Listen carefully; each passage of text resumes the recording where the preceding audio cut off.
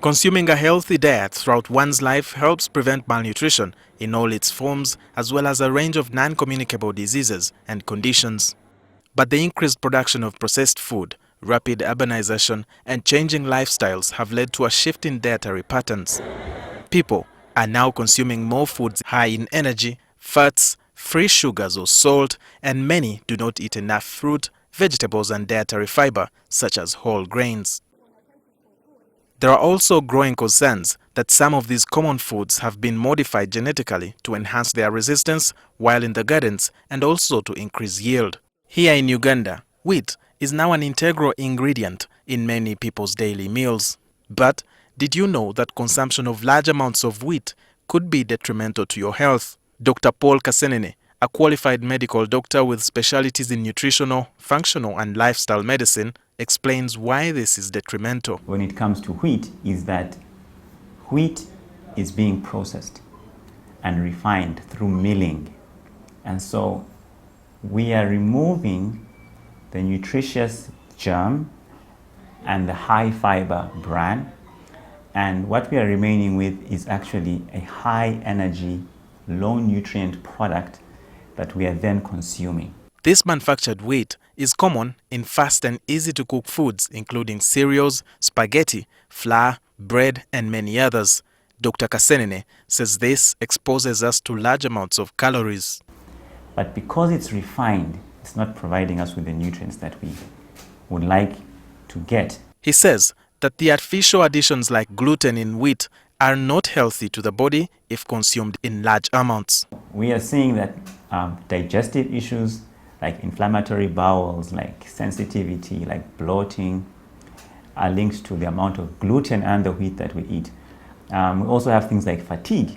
So the fact that we've refined the wheat grain and that the wheat grain now has a lot of gluten in it means that the food that we are eating from wheat can actually be quite harmful to the body. And so it's important that we learn to figure out how we can actually either get much healthier wheat into our body or to look for alternative grains. There are recommended amounts of food nutrients which we should consume daily. Our intake for energy-giving foods should be in balance with energy expenditure. Total fat intake should not exceed 30% of our daily meals to avoid unhealthy weight gain. The same applies for wheat. Grains should usually make up about 20 to 25% of the intake of the food that we consume on a daily basis. Apart from direct consumption of wheat, we also use it as a byproduct ingredient to make many other foods like chapati. Dr. Kasenene says these kinds of combinations with refined oils and salt should not be our regular meals. Most of the oil that we use to cook food is actually potentially inflammatory and also unstable. Most of us believe that vegetable oils are good for us, but there's two types of oils. There is saturated and unsaturated. Now, many of the oils like sunflower oil, like corn oil, like palm oil that they actually do use to make chapati are actually inflammatory. And so once you use such oil, on top of them being inflammatory, they actually also increase your fatty deposits. They could be a risk factor for heart disease.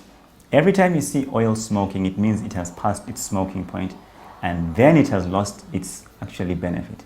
And what alternatives do we have to sub the modified wheat products? I would like to encourage people to go back to our traditional grains.